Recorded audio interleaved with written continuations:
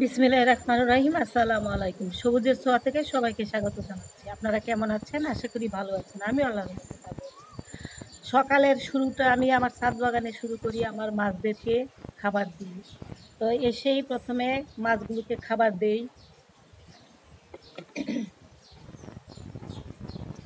মাছগুলোকে খাবার দেওয়ার পর সমস্ত গাছগুলোকে আবার খাবার দেই। খাবার মানে পানি। এদের তো পানি না দিলে ওরা বাঁচে না, সুতরাং এটা তো একটা খাবার। তো এখন আমি খাবারটা দিলাম মাছগুলোকে, দিয়ে এখন বাগানের গাছগুলোকে খাবার দেব। কি খাবার দিচ্ছি এই যে দেখুন, পাইপ দিয়ে আমি ওদেরকে শোষণ করিয়ে দিব এবং পুরা গা ভিজিয়ে দিব, মাটি ভিজিয়ে দিব, পানি দিব। দুই বেলায় আমি পানি দিই, সকালে আর সন্ধ্যায়। তো না দিলে হয় না, কারণ এখন যে রৌদ্র, অসম্ভব রৌদ্র, এই দুই বেলা পানি দেওয়ার কারণে আমার গাছগুলো এখন সুন্দর এবং সবুজ আছে। দুই বেলা পানি দিতেই হবে, দুই বেলা পানি না দিলে গাছ টিকবে না, সোজা কথা। সেই জন্য আমি দুই বেলাই পানি দিই। এখন কোনো অবস্থায় আমি একবেলা পানি দেই না, দুই বেলা পানি দেই। কারণ সকালে যে ভোরবেলা পানিটা দেই সেই পানিটা কিন্তু একেবারে আপনার প্রায় শুকিয়ে যায় ঘন্টাখানিকের ভিতর। তারপরে সারাটা দিনে রোদ্রে তাপে পুরা গাছ আবার ঝিমিয়ে পড়ে। তো সেই জন্য আমি আবার বিকেলে দিই। তাহলে এই দুই ব্যাগ পানিটা দেওয়া থাকলে আর গাছগুলো ঝিমাতে পারে না। ঝিমানো মানে বিকালের প্রখর রোদে বিকালের দিকে গাছগুলো ঝিমিয়ে যায়।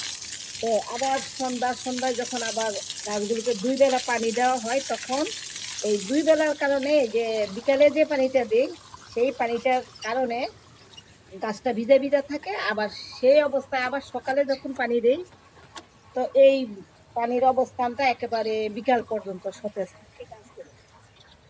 সেই জন্য দুই বেলাই পানি দেয়, এক বেলা পানিতে হচ্ছে না এখন আর, এমন রৌদ্র। আর গাছগুলোকে এখন ছায়াযুক্ত স্থানে যতটুকু পারি নিয়ে আসার চেষ্টা করেছি কিছু কিছু। আর কিছু কিছু গাছ জড়ো করে রেখেছি একসাথে ঝুপালু করে, মানে এইরকম পন্থা অবলম্বন করতেছি আর কি।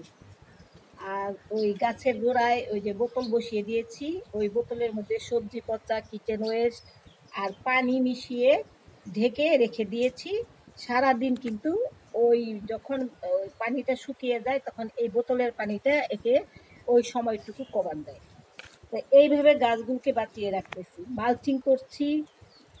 তারপর এই যে দেখুন আমার ভেন্ডি গাছে ভেন্ডি চলে আসছে, আমার সবজিগুলো মাশাআল্লাহ তরতর করে বড় হচ্ছে।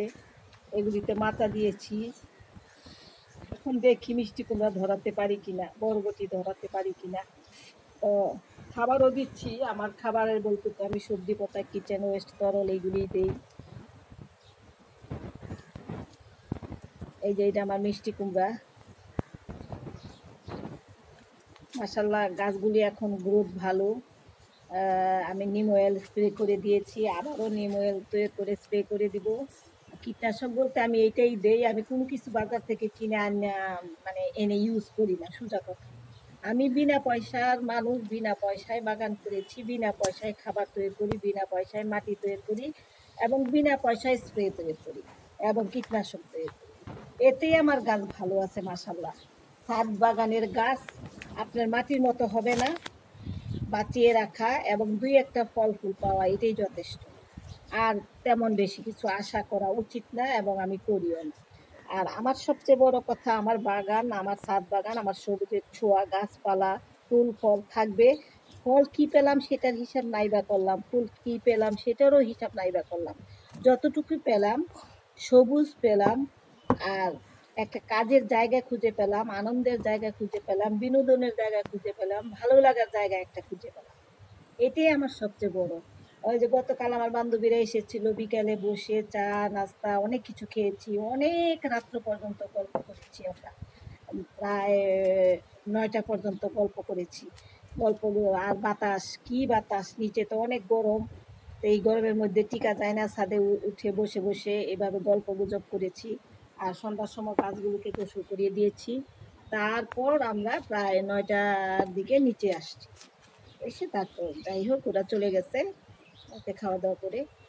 আমি নিচে আসছি। আর এই যে দেখুন আমি কতগুলো পুত্তলিকা আবার বসিয়েছি, কারণ আমার এগুলো ছিল আগেরই একটা জায়গায় আমি রেখেছি একটা, সেখান থেকে আবার তুলে তুলে এনে আবার কোটিং করছি। জায়গা অনেক ছোট ছোট দইয়ের বাটি, সেগুলিতে কোটিং করছি। তো এই প্রতিদিনই সকালবেলা এসে আমি যা যা করি সেইগুলি সবই তো আপনাদের সাথে শেয়ার করি। আমি প্রতিদিন আমার আমার বাগান সংক্রান্ত, পারিবারিক সংক্রান্ত, মানে আমি আমার জীবনে যা যা কিছু করি সবকিছু আপনাদের সাথে শেয়ার করার চেষ্টা করি। তো গাছগুলোতে আছে মোটামুটি ফুল, তো খুব বেশি নাই, কারণ এই যে এত খরা, এত খরাতে ফুল মানে মানে কি বলবো, গাছতে বা বেঁচে আছে এটাই যথেষ্ট। এই যে এটাতে আমার ফুলের কলি আসতেছে, এটা আমার মাধবীলতা। আর আগেই ফুল আসতো যদি বৃষ্টিটা হতো, বৃষ্টি নাই, খরার মধ্যে ফলের গাছের ফল বড় হচ্ছে না, ফুল গাছের ফুল বড় হচ্ছে না, মানে এমন একটা অবস্থা। যেমন আমার এই লেবু গাছের লেবুগুলি বড় হচ্ছে না, কেমন যেন হয়ে আছে। পানি দিচ্ছি ঠিক মতো, তো বৃষ্টিটা হলে কিন্তু গাছের ফলগুলি হয়ে যেত, বড় বড় হয়ে যেত।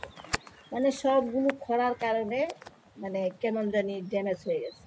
দুন্দুল দুইটা হয়েছে আর হচ্ছে না এখন, এত খরার কারণে কিবা বুঝতেছি না। পানি দিচ্ছি 2 বেলা, তারপরেও একটা প্রকৃতির যে একটা সিস্টেম, এটা তো আসলে আমরা দিতে পারি না। যখন যে সময় যে জিনিসটা দরকার সেই জিনিসটা ওরা যখন না পাবে তখনই এদের প্রবলেম হবে। আমরা যেমন, গাছগুলিও তো তেমন। এই যে আমার পুঁইশাক আর তরমুজ, আজকে এই পর্যন্তই। ভালো থাকবেন, সুস্থ থাকবেন, আল্লাহ হাফিজ।